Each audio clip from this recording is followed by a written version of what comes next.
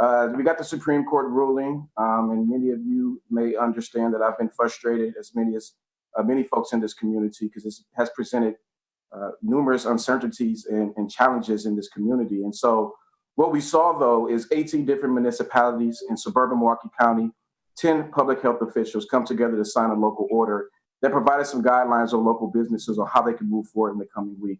And we had the city of Milwaukee also reinstate their Safe Around Home order to continue protecting our community from this pandemic. And I'll leave it up to Mayor Baird and Public Health Officer Darren Raj to provide more details on those specific orders. But as Milwaukee County, we will continue to serve as a convener for the Milwaukee Health Departments and local partners to make sure that we are acting in the best interest in the health of our community. To protect business owners and to see economic success from reopening, we must take a phased approach, but we have to rely on our public health officers and the data available to guide this approach. And it will take time. So I want to urge you all to be patient with this process and to listen to the recommendations from our public health officials. This is not just flipping a switch in order for us to go back to normal. So over the next week, I think we're going to see our public health officials will be working with business owners to help set guidelines and safety measures to keep them safe and build trust among their patrons, just to make sure that we're taking precaution to minimize the spread of COVID-19. Again, you can't have a healthy economy without a healthy community. And I say this because I would love to go out today. Today is my birthday, but instead of trying to go out, and I definitely understand that because the Safe Around Home order is thrown away, many people think that we're just going back to normal. But I'm going home to spend some time with my family and have dinner because I understand that just because the Safe Around Home order has been thrown out, it doesn't mean I don't have a part to play in this community. But also want to make sure I also address our budget gap continuously because this is extremely important for Milwaukee County. And I wanted, because our local businesses and corporations are definitely feeling the pain, but we are too here in Milwaukee County. We have now reached over $40 million of direct costs related to COVID-19. Again, we're going to see an estimated of at least $100 million in lost revenue by the end of 2020. And we're going to continue to work with the governor and a federal delegation to secure flexible and direct funding for local governments so we can continue to provide critical services for all of our residents across all 19 municipalities. But in order to do this, we need additional funding. So we're going to continue to map out this phased approach of reopening, working with our local municipalities to do that.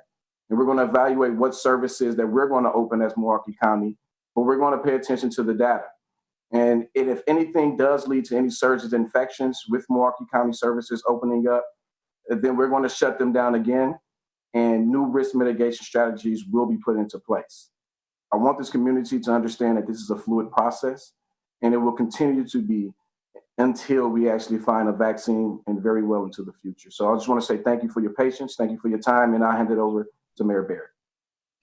Thank you very much, County Executive Crowley, and happy birthday. Thank you. I think it's important to just take a minute and talk about the events of the last 24 hours because they're instructive to help us understand where we are right now and where we're going to go in the future. Prior to yesterday's ruling by the state Supreme Court, a number of health officials from around Milwaukee County had been working on crafting an order that would go into effect that would in many ways mirror Governor Evers' bounce back plan. In other words, to continue opening businesses, but to do so in a way that would be very prudent and very safe. Because the goal here, obviously, is to have a healthy community, but it's also to have a healthy community economically. And so the health officers understood that there had to be certain steps taken, and they worked to craft a solution. So I think a lot of the thinking going into yesterday afternoon, even for this presentation, was that the Supreme Court would do one of three things. It would either, one, uphold Governor Evers' powers. Number two, it would strike down Governor Evers' powers, but give the legislature and the governor a time period in which to put something in place. Or three, and most unlikely, I think the speculation was, the Supreme Court would strike down Governor Evers' order and leave absolutely nothing in place. And what happened, I think, as we all know now, is that the Supreme Court went with option number three. It struck down Governor Evers' order and left absolutely nothing in place. So for many communities, this left them in a very unusual position of wanting to have in place protections for their residents, knowing that the state had now refused to act. Not the governor, but the legislature, which has done very little on this issue, and the Supreme Court, which has done more meddling on this issue than anything else. But we in Milwaukee were, in a sense, fortunate in that back in March, we had issued an order. Our health commissioner, Jenna Kowalik, had issued an order on March 25th, I believe, which was a safe at home order for the city of Milwaukee. And that order was not being challenged by the Supreme Court. There's been no legal challenge to the Milwaukee order. And I would say, looking at the language of the Supreme Court decision, that decision did not in any way invalidate the order. So coming out of yesterday, there was, for example, a report that came from the Tavern Lake of Wisconsin that said all bars can open immediately. Well, that certainly was not the case in the city of Milwaukee, because the city of Milwaukee's order was still in place. And so we very quickly pointed that out and corrected that the city of Milwaukee order was in place. That was not the case for the suburbs. And so Director Rausch will talk about this. I would say it's accurate to say that the suburbs of Milwaukee County felt a need not to be in a situation where there was nothing in place. And so they worked together, working on the same document the city has been working on, and issued that last night. We wanted to make sure that what we were doing was going to be in compliance with the state Supreme Court, and I think the suburbs wanted to do the same. But we had our city attorney looking at this late into the night, and earlier this afternoon, our health commissioner, the acting health commissioner in essence, issued an order that is very, very much in line with what the suburbs have done. So I think it's accurate to say right now that all 19 municipalities in Milwaukee have in place an order that makes sure that we deal with the most pertinent issues. And that is having the social distancing, having the personal protection equipment. All of that is part of this order. But there are going to be certain businesses, for example, barbershops and salons that will be able to reopen, one customer per person. There's going to be the ability for childcare operators to operate under some restrictions. The bars and restaurants will continue to be closed, but there will be, as we have right now, the curbside service. The retail, just as Governor Evers' order allowed that to move forward, there are restrictions on retail, but retail can reopen. So I think it strikes the balance we need to strike. And notwithstanding all the very ugly politics that we're seeing in this, and all the partisan politics that is really making this a more difficult issue than it should be, I think what you're seeing are, here in Milwaukee County, policymakers and health professionals who are working together to try to make sure that we keep our communities safe, and at the same time try to do everything we can in a responsible way to reopen the economy. That is everybody's goal. Everybody's goal is to reopen the economy. But we have seen what has happened in other parts of this country. We have seen what has happened in other parts of this world, where you have had a rush to reopen things, and what you ended up with was more death and more suffering. And that is exactly what we want to avoid. So I understand the politics are just brimming here. And I don't want to make this a political show, but I just have to say, I honestly felt that the Wisconsin Supreme Court acted like a jukebox for the Republican leadership in the legislature, where they put in a coin, and the Supreme Court just sang the song they wanted them to sing. And that's unfortunate, because there are lives at stake here. But what's happening as a result of this is you are going to have exactly what many of us wanted to avoid, which is a real jigsaw puzzle, if you will, of different orders throughout the state of Wisconsin. We have avoided that in Milwaukee County, and I'm hoping that other counties in southeastern Wisconsin will see what we're doing, see how responsible it is, see how it recognizes the importance of business, but does so in a fashion that puts public health at the top of the list, which is what we all believe is necessary. And as Dr. Weston gives you the update for today, I hope that you realize that when he talks about these numbers, that you only have to go back to March 13th, when we had our first case, or we only have to go back to Election Day, which was April 7th, when we had 39 deaths in this county, 39. So listen to the number he gives you today, because it's almost 6 times that number in basically 35 days. So for anybody to say we're through this thing, that this is all a hype, people are dying and people are getting sick. And we have a responsibility to our public to do what's right. So with that, I'm going to turn it over to Dr. Weston. Thank you, Mr. Mayor. Good afternoon. And with that, we'll do an update on the numbers. We have 4,480 cases of COVID-19 in Milwaukee County and 229 individuals who have died. Certainly a lot has changed over the last 24 hours with respect to state orders, city orders, municipal orders. But what has not changed is the effect that COVID-19 has on our community. What has not changed is that there's a virus spreading by close contact in every municipality in our county. And what has not changed, despite a legal ruling, is that we will continue to face and struggle with COVID-19 for likely at least another year to 2 years. We often talk about what we witnessed over the last 2 months as the peak of COVID-19. It's said that we're nearing the end of the peak. I think it's more appropriate to say that we are nearing the end of a peak. We're not out of the woods, and we have not seen the end of surges in cases, in hospitalizations, and unfortunately in deaths. Our community has excelled at physical distancing. That distancing, however, was not to extinguish the virus or to tire out the virus, but rather simply to buy us time as a society. Time to build up our healthcare system, our health system capacity, time to increase our testing and tracing ability, time to develop plans for moving forward in a safer manner. Our county, our city, and our municipalities have been working long hours, 7 days a week, to move forward each of those goals. And now with that enhanced infrastructure, capacity, and planning in place, we have to decide how we're going to move forward, how we will balance economy and health needs. And there's certainly no perfect answer, but we must remember that we proceed with a smaller, a narrower, and a weaker safety net than that to which we have as a country become accustomed. And in turn, we must be prudent and cautious and measured as we step gradually forward. Thank you and stay safe, and I will hand it off to Director Rausch.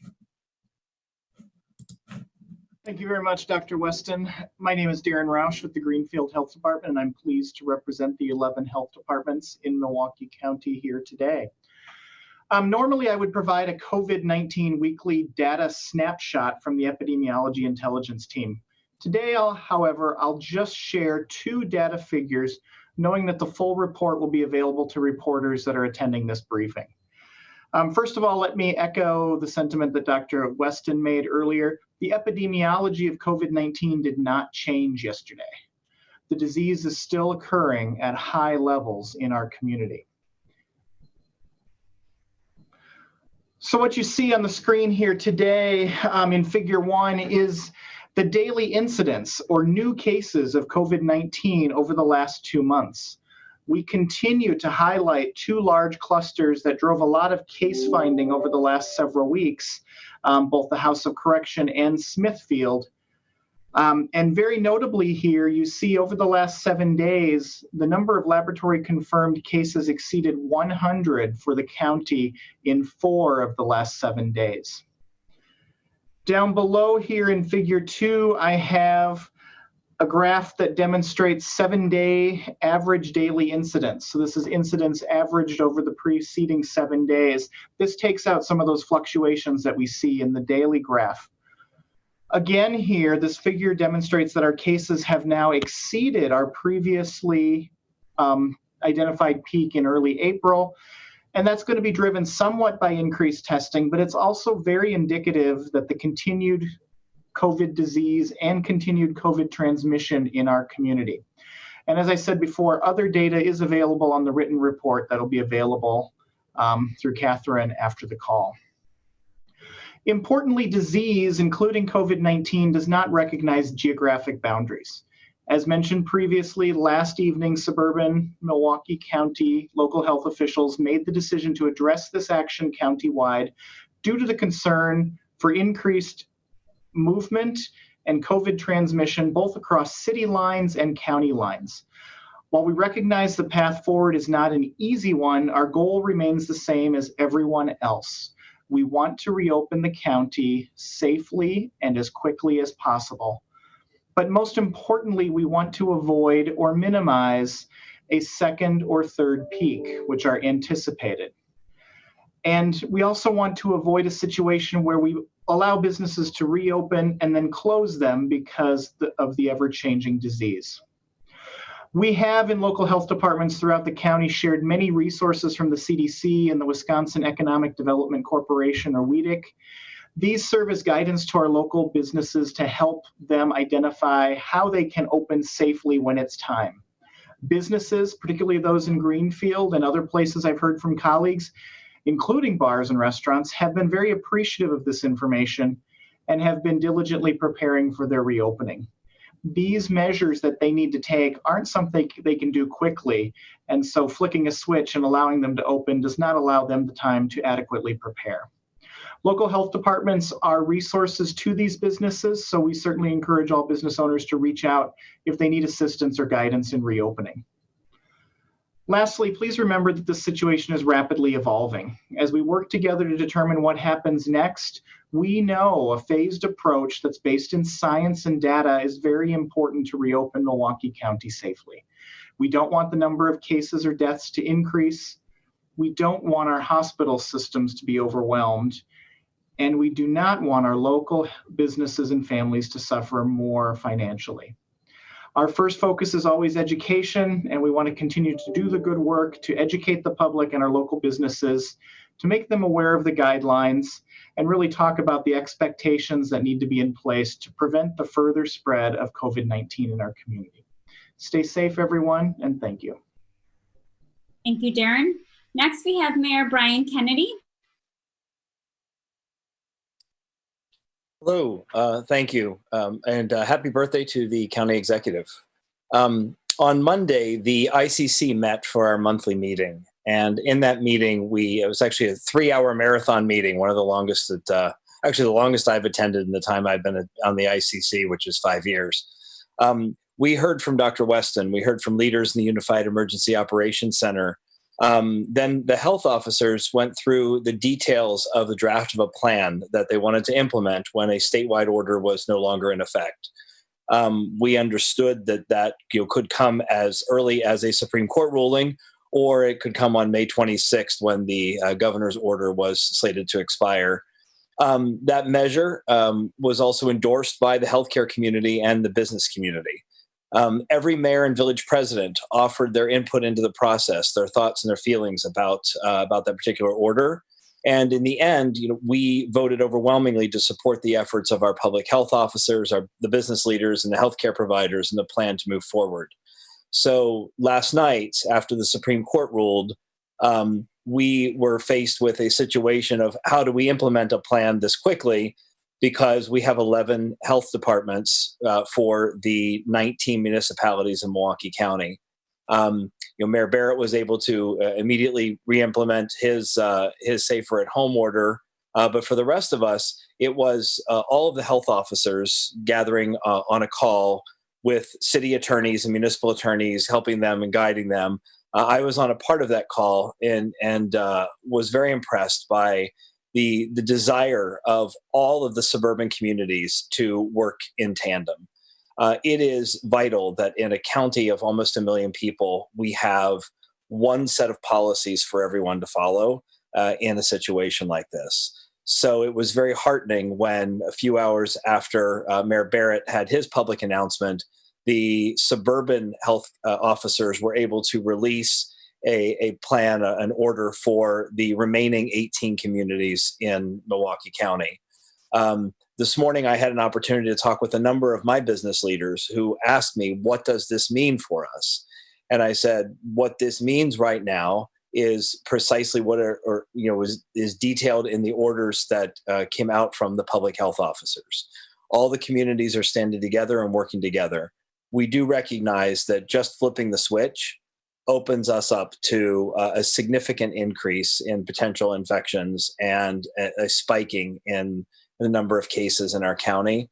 And so I encourage the business leaders I talked with this morning to follow what our health officers are guiding us and directing us to do, so that as businesses are able to reopen, they're able to reopen in a way that puts public health and public safety first, takes care of the employees that work in those particular businesses so that they are also kept safe, and also protects all of the customers who want to patronize those businesses. I can speak for many of my colleagues when I say that there is a desire among many of us that we find a way to get our businesses open as quickly as we can, but more importantly, as safely as we can, keeping in mind that the 1 million people that live in this county deserve to have a quality of life that it is based in not just monetary success, but also in strong, healthy communities that where there are ample opportunities for everyone. So those are my comments. I'd be happy to take questions if people have them about what we're doing in the suburban communities. Thank you. Thank you, Mayor Kennedy. And that's a great segue into our final guest. We have Asi Kendricks, who's the president and CEO of the African American Chamber of Commerce. Thank you for joining us, Asi. Thank you. Thanks for having me. Thank you, County Executive, and happy birthday, Mayor Baker, members of the media and public, for listening in today. It's an honor to be representing the African American Chamber of Commerce of Wisconsin, especially during Milwaukee Black Restaurant Week 2020. So this week is unique as we're in the midst of a current pandemic. So many of the restaurants have gone curbside and offering delivery service. And you can visit a complete list at blankspace.mke.weebly.com. Again, that's blankspace.mke.weebly.com. We know this time with COVID-19 has been difficult for a lot of business owners and guests to miss the camaraderie of gathering together and breaking bread with one another. The hardest hit industries in Milwaukee are food and beverage, retail, and service. Some that could have resorted to curbside and delivery options, and the majority of them have closed their doors. Due to the longstanding racism and discrimination, businesses owned by people of color often struggle with obtaining financing and finding their footing as entrepreneurs. Many of them started with very little cash reserves and just weren't prepared for this pandemic and its resulting economic hit. We encourage business owners to keep the faith, stay strong, stay healthy, reach out to one of the many diverse chambers of commerce that are here to help, and we'll weather this storm together. As the county executive said, we need a healthy community to have a healthy economy. The impact of COVID-19 on the Black community cannot be underrepresented. That's why we support our local public health officers' recommendation to offer a phased approach to reopening. As leading an organization myself, there's nothing I want more to ensure that our constituents, my staff, and my family are safe. So I'm staying home definitely until May 27th, and could be a little bit longer, as we've seen throughout the U.S. that the states that have chosen to open and to go back to business as usual have resulted in some catastrophic, some rises in incidents and so forth. So we need to know or keep in mind that we'll have to dial up rather than open quickly and have to backtrack.